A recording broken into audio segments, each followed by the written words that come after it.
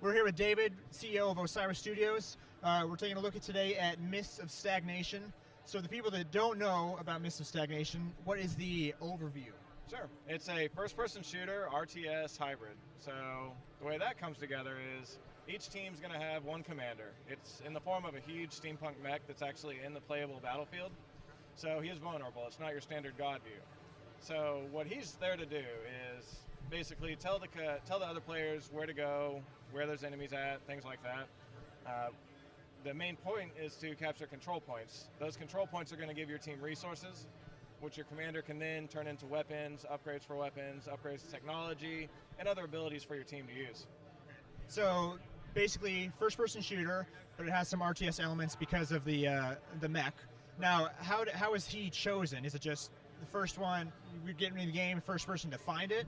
Yeah, initially. So as the new round starts, the first person to go up to the mech model and enter it becomes the commander.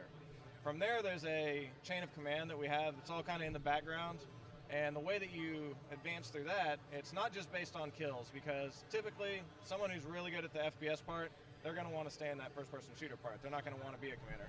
But you still do get points for kills. What you get majority of your points for are doing team-based objectives. So capturing control points, helping other players heal, following orders is a big one.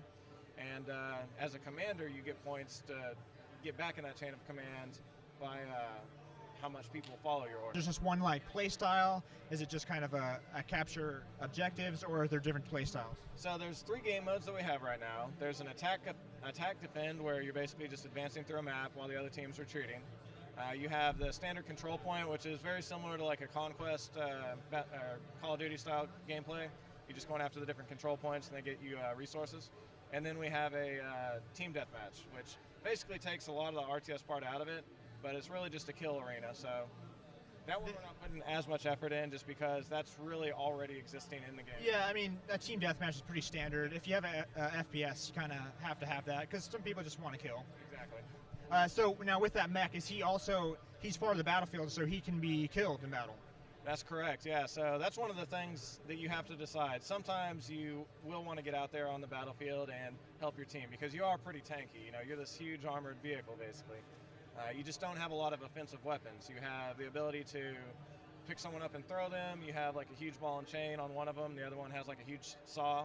So if someone gets close to you, you can shred them instantly. But from a distance, if people are attacking you, you're pretty vulnerable. So having your team there to help you, or creating your own kind of fortified area, is important. Do you find that it's probably better for the commander to kind of sit back and just focus on leading the map, or is it cool for him to try to do both? You can do both. It's a delicate balance, but I mean, a successful commander is the one that's usually going to be placing himself strategically in the map. Some of his abilities require him to be close to players for them to get the benefit of it. But for the most part, he's going to be in the RTS view inside of the commander mech, and needing to be leading the team from there. So when you are the commander, is there like a whole different UI that you're looking at? Like, how does it kind of look? So actually, luckily enough, the screen behind us, this is someone that's in the commander. So as some of our temporary art, this is kind of an idea of what you would get for one of his abilities. This is going to be our tech tree, where you can basically upgrade the team's weapons. Another thing he's going to be able to do is give the players notifications on the map on where to go and where enemies are at. So Does he have like a top-down view of the whole map too, so he knows where the enemies are? He will, yeah. That part is still a very much work in progress, but it will be in there. It's not your standard top-down view. It's more of a 3-dimensional map that's in front of you. So there's like progression with the skills. More resources, you can unlock this better weapon, unlock another better weapon, and so on. Exactly, yeah. And some of them are kind of compound upgrades. So upgrading this one weapon over here will enable you to upgrade better explosive on this other weapon. So like, for example, the grenades, you have your grenade launcher on the left, and then the second chain over here is different types of grenades that would then go into your grenade launcher.